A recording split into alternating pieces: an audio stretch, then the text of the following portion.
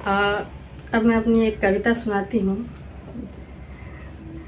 थक गई मैं।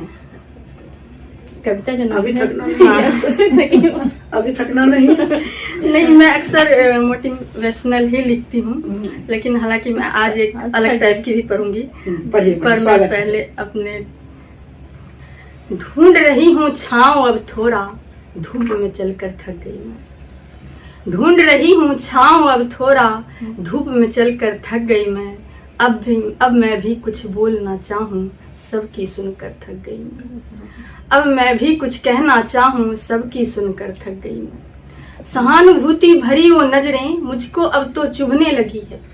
सहानुभूति भरी वो नजरें मुझको अब वो चुभने लगी है। जननी हूँ मैं जग जननी की, जननी हूँ मैं जग जननी की, लोगों से कहकर थक गई मैं। हमारे समाज में अक्सर जिनको बेटियां होती है उनको सहानुभूति की नज़र से देखा जाता है, ये उस पर कटाक्ष करती है। बिल्कुल सही। जननी हूँ मैं जग जननी की, लोगों से कहकर थक गई मैं। अब मैं भी कुछ कहना चाहूँ, सबकी सुनकर थक गई। अब जी नहीं लगता इस बेरी से जकरे लोगों की भीड़ में। अब जी नहीं लगता इस बेरी से जकरे लोगों की भीड़ में। कभी नहीं बदलेंगे अपनी सोच, दुख में तड़प कर थक गई मैं।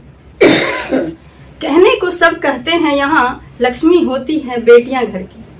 कहने को सब कहते हैं यहाँ, लक्ष्मी होती है बेटियां घर की। दोबारा लक्ष्मी आने पर रंग उड़े चेहरे को पढ़कर थक गई मैं। अब मैं कुछ भी कहना चाहूँ, सबकी सुनकर थक गई मैं। फूलों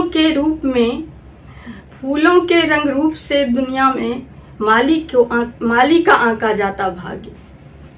फूलों के रंग रूप से दुनिया में माली का आंका जाता भाग्य। कि उसको बेटा है तो भाग्यशाली है, उसको बेटी है तो अभाग्यशाली है। या फिर जो भी कहीं पे जिसको बेटियां हैं वो समझती है हमें बेटी है, मैं भाग्यशाली हूँ। उसको बेटा है तो वो अभाग्यशाली है। दोनों का रूप बराबर है, दोनों को बराबर का सम्मान चाहिए। फूलों के रंग रूप से दुनिया में माली का आंका जाता भाग्य। बगिया महकेगी किस फूल से, ताने अब सहकर थक गई।